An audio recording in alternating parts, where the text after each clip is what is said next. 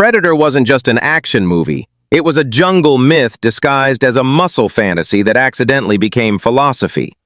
Behind the explosions, one-liners, and biceps the size of bowling balls, nothing worked. Jean-Claude Van Damme quit in a costume that looked like a lobster. The script was written as a joke about Rocky fighting aliens. And Arnold Schwarzenegger spent half the film covered in actual mud because special effects couldn't afford anything better. These are 15 weird facts about Predator. And the bonus? The creature's iconic look was sketched on a plain napkin. This thing was never supposed to survive. Number 1.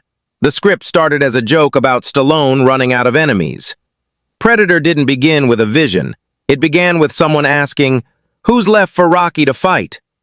After Rocky IV, Sylvester Stallone had punched every conceivable human opponent into submission. Soviet champions, street thugs, personal demons, all conquered. Screenwriters Jim and John Thomas heard the question at a party and laughed. Then they pitched it to a studio executive the next morning. "Rocky fights an alien." The executive didn't laugh. He greenlit development for $15,000. What started as a punchline became a real script in 6 weeks. That's why Predator still feels like a traditional action film that wandered into the wrong genre and decided to stay. Number 2.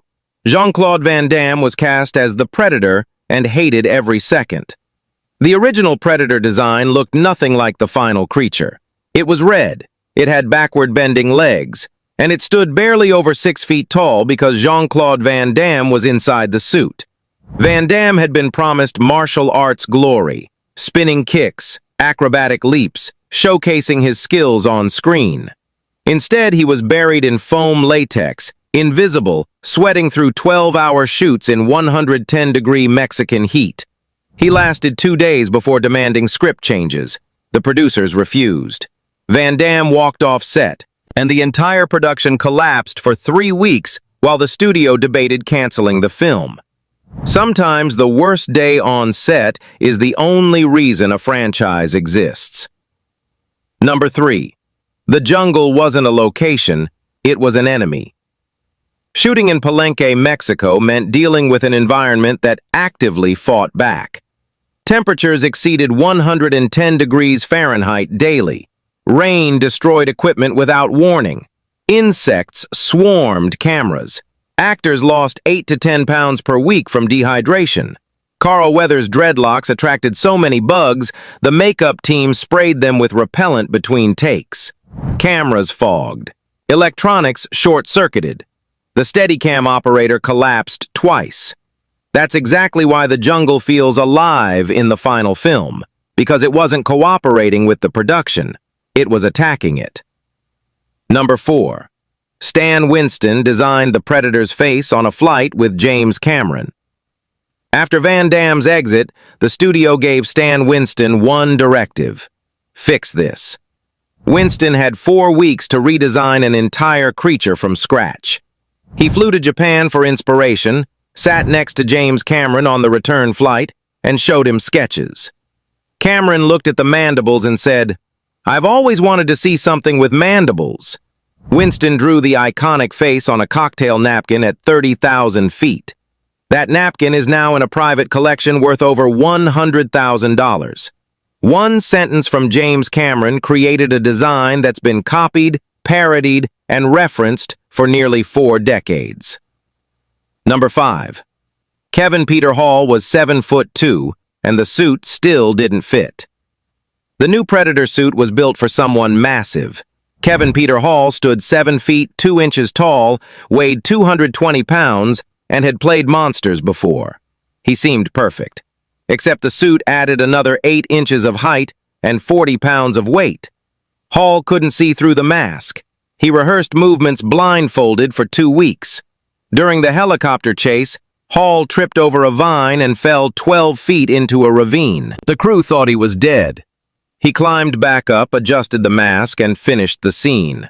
That wasn't acting. That was endurance in a rubber prison. Number 6. The cast didn't know who would die until the day of shooting. Deaths were kept secret from the actors. Script pages arrived daily with no indication of who would survive. Jesse Ventura thought his character would make it to the final act. He died halfway through. Bill Duke prepared for a heroic last stand. His death lasted 11 seconds. Carl Weathers was promised equal billing with Schwarzenegger and assumed his character was protected. His death was filmed on a Tuesday morning with no warning. That wasn't cruel. That was tactical. The actors performed like soldiers who didn't know the mission's outcome, because they didn't. Number 7. Every soldier was built like a superhero and still got destroyed. The casting wasn't subtle. Arnold Schwarzenegger, Carl Weathers, Jesse Ventura, Sonny Landham. Former bodybuilders, professional wrestlers, and men who looked like they could bench press small vehicles. The entire team was designed to look indestructible. And then, one by one, the film strips them down. Muscles don't matter. Tactics fail. Strength becomes irrelevant. By the final act, the strongest man in the film is hiding in mud like a frightened animal. That reversal is the entire point of Predator. Number 8. Guns stop working and mud becomes the ultimate weapon. Halfway through Predator, firepower becomes useless. The minigun scene, where the team obliterates an entire jungle section, accomplishes nothing. Grenades, assault rifles, explosives, military tactics, all irrelevant. What finally works is accident. Dutch falls into mud and realizes the Predator's thermal vision can't see him. The solution wasn't technology, it was dirt. That shift from advanced weaponry to primitive camouflage defines the entire film's philosophy. Number 9. Thermal vision changed how audiences see monsters. Predator introduced something radical. The audience sees through the creature's eyes. Most monster movies show you the victim's perspective. Predator flips it. Suddenly, you're the hunter. You're scanning for body heat. You're deciding who lives. For the first time, the audience became complicit in the kills. That innovation influenced every sci-fi film that followed, from Terminator 2 to Alien vs. Predator to modern video games. Predator didn't just show a monster, it made you wear its face. Number 10. Arnold Schwarzenegger loses everything, and it's deliberate. Dutch starts as the ultimate soldier, leader, tactician, physically dominant, morally certain. Then the Predator dismantles him piece by piece. His team dies. His weapons fail. His tactics collapse.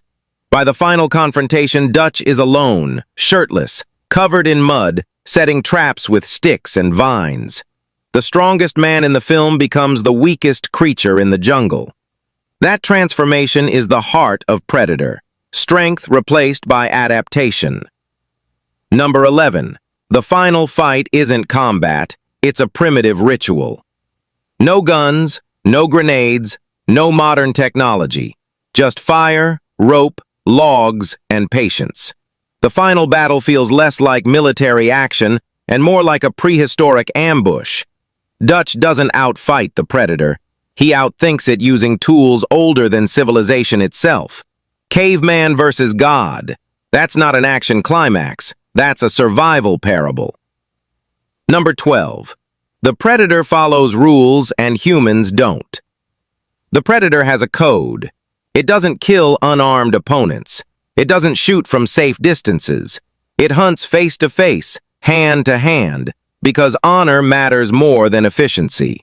Meanwhile, Dutch's team slaughters an entire guerrilla camp in the opening act. Men, supplies, everything, without hesitation. Without a single speech or exposition dump, morality quietly switches sides. The alien becomes noble. The humans become ruthless. Number 13. The self-destruct laugh was stolen and almost deleted. The Predator's final laugh wasn't in the script. Editor Mark Helfrich was reviewing footage and noticed Billy's earlier laugh. On impulse, he spliced it into the Predator's death scene, the creature mocking Dutch even in defeat. Test audiences found it confusing. Fox wanted it cut immediately. Director John McTiernan refused. He argued the laugh was the Predator's final assertion of dominance. Even dying, it wins the last word. That single decision turned a death scene into a legend. Number 14. Critics destroyed it. Audiences made it immortal. When Predator premiered, critics were vicious. The New York Times called it gory and meaningless. Variety dismissed it as sci-fi rehash. Roger Ebert gave it 2 stars. The film opened at number 2 and slowly faded. Then VHS happened. Home video transformed Predator from modest theatrical release into cultural phenomenon. Audiences rewatched it, dissected it, quoted it. What critics called meaningless became myth, because meaning ages better than first impressions. Number 15. Predator couldn't be made the same way today. Modern studios would demand explanations. Where did the Predator come from? What's its homeworld? Why does it hunt? Predator answers almost none of these questions. The creature arrives, hunts, and dies. No backstory, no franchise setup, no sequel bait. That restraint is exactly why it still works 40 years later. Mystery survives longer than answers. Bonus fact: the final Predator suit cost $400,000, more than the combined salaries of half the cast. Accountants revolted. Studio executives demanded justifications. John McTiernan didn't blink. He argued that if the creature didn't look real, nothing else mattered. Fox greenlit the expense. Because Predator was never about efficiency. It was about fear that looked you in the eyes. Predator didn't break the rules of action films. It hunted them down and made them irrelevant. Because this wasn't a monster movie.